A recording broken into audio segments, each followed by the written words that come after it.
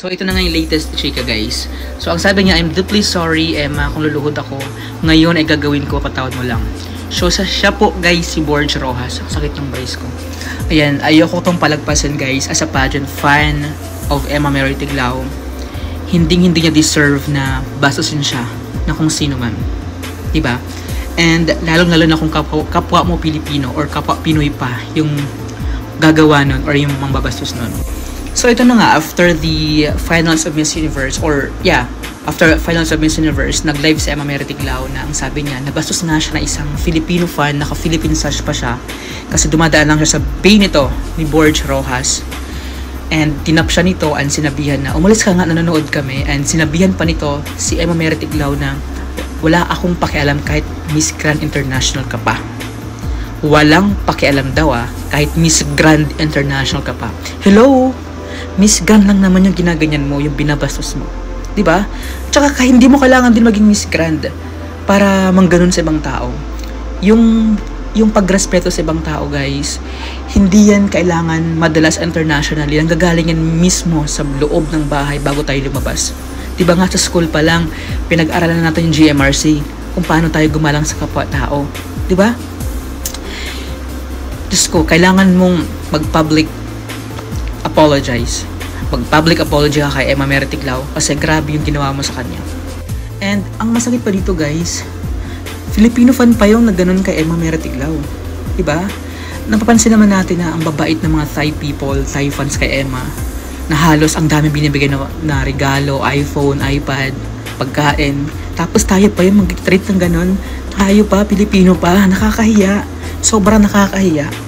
Diba? So, ngayon mo lang marirealize talaga na nasa huli ang pagsisisi. Ngayon, sobra siyang binabash ng mga tao dahil sa ginawa niyang treatment kay Emma Mary Tiglao. And yun na nga, bukas nga, magaganap na yung grand homecoming parade ni Emma, which is si Emma lang naman, yung nakapag back-to-back na queen after so many years.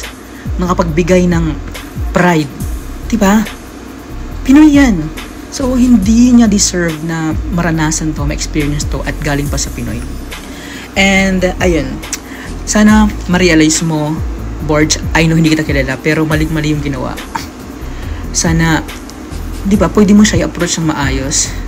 Wala ka bang pinag-aralan? Di ba?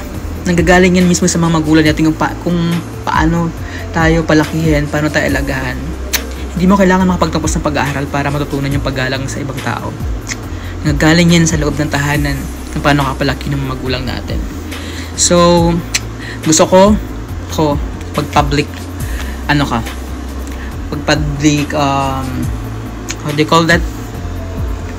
Public apology ka sa buong mundo, sa buong Pilipino, sa ginawa mo. Kasi hindi deserve na Emma Mary Tiglao yung treatment na ginawa mo dahil isang bastos ka.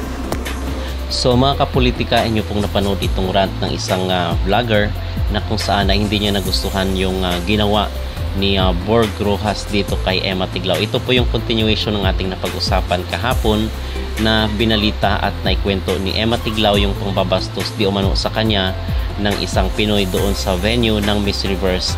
At later on is na-figure out na itong si Borge Rojas di umano ang nang bastos sa kanya matapos na sigawan siya doon sa Miss Universe dahil di umano nanonood siya sa likod. So naikwento na natin yung istorya na kung saan ay tinap itong si Emma Tiglao sa likod and then sinigawan siya na may nanonood daw sa likod.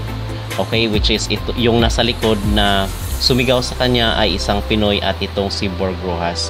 So usap-usapan siya ngayon mga kapolitika dito sa mundo ng social media at nababash siya ngayon at marami ang mga netizen na nag-react na dapat daw pangalanan ni Emma Tiglao kasi doon sa naunang video is hindi niya pinangalanan pero kwento niya yung nangyari. So napaka-professional ni Emma na hindi niya pinatulan doon sa venue at hindi niya na pinalaki yung away. Pero of course, deep inside masakit yung sa kanya kasi kapwa niya Pinoy and then parang walang respeto the fact na siya ay nagbigay ng karangalan sa ating bansa. At ang sabi pa nga daw, narinig nung katabi ni Emma ay sinabi daw na wala daw pake itong si Borge Rojas kung Miss Grand siya. So yun yung mga istorya. And then kasi merong mga nakarinig doon sa likod or sa gilid ni Emma na mga Pinoy rin, so sila ang nag-expose kung sino yung tao na gumawa nun kay Emma Tiglao. So walang respeto mga kapolitika, kahit siguro sabihin pa natin na Miss Grand siya or wala siyang titulo, the fact na tao yung kausap mo, dapat is mag-pay ka pa rin ng respect. Okay, so ganun lang po yun. And ngayon is naka-private na daw kasi marami ang mga nangbabash sa kanya. Ay nang balita is magsusorry daw base dito sa kanyang story or kanyang shinare sa social media, na kung luluhod daw siya para lang makapag-sorry dito kay Emma Tiglao, kasi siguro na konsensya siya kasi marami ang nangbabash sa kanya, or the worst is marami mga nag-PPM sa kanya dahil dito sa kanyang ginawa sa ating kababayan na nagbigay ng karangalan sa Pilipinas. So ang pinaka-latest ngayon mga kapolitika ngayong araw, yung grand homecoming ni Emma Tiglao dito naman sa Ayala sa Makati. And then marami yung mga dadalo ng mga beauty queens. Isa na nga dyan si CJ Opiasa at yung mga nanalo dito sa mga minor na mga beauty contest ng mga Pilipino rin. Okay, so kaabang-abang ito, at even yung mga taga-ibang bansa ay pinag-uusapan rin itong si Emma Tiglao, at yung sabi nila ay bumilib daw sila dito, na amaze sila kay Emma kasi dati binabash nila, pero along the way is nakita nila na very deserved daw ni Emma yung corona ng Miss Grand International. So na-realize nila na later on is deserving naman pala na nanalo itong si Emma Tiglao dito sa Miss Grand International 2025 sa Thailand. So ano po ang inyong magreaksyon mga kapolitika dito sa paghingi ng tawad ng ating kababayan na di umano ay nang bastos dito kay Emma Tiglao doon sa venue ng Miss Universe? Mag-comment down below at huwag kalimutang mag-like at mag-subscribe na rin kayo para updated kayo sa ating mga latest issue. Atención chicos, que mañana se dará la bienvenida, o sea la bienvenida a su casa a Miss Grand International 2025 Emma Marie Tiglao de Filipinas.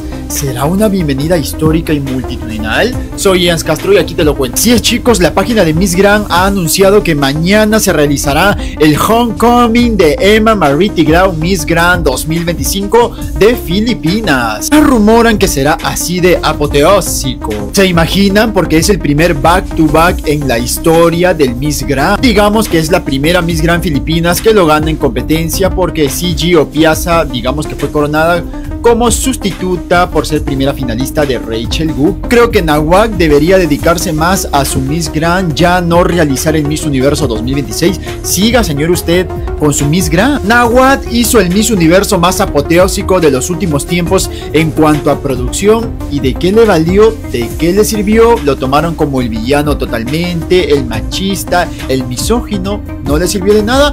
Que siga con su Miss Grand, siga haciendo crecer más su certamen, que a mucha gente le gusta el Miss Grand, es entretenido, divertido. Pero ¿qué te parece? Mañana darán la bienvenida a Emma Marie Tiglao. Déjame tus comentarios. Guys, papakita daw na Emma yung crown. I-unbox. Ito na naman yung unbox natin. Oh my God. Ang ganda. Oh my So this is the new crown. She's the first one To wear to this. wear it. Yeah. Oh my God. Thank you, Miss Grand International. Yeah, super For the ganda. Philippines. Yeah.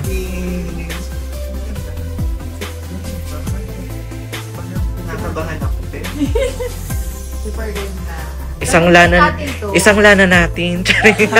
Charing lang. Yeah. For the Philippines. So guys, mabalik na si Emma this 24 her homecoming. Support natin siya. Sa Mall of Asia. Mall of Asia na homecoming. No, Makati. Makati area this time. Yay! See you, Emma. See you! Yeah, let's support Emma. Thank you. Yeah.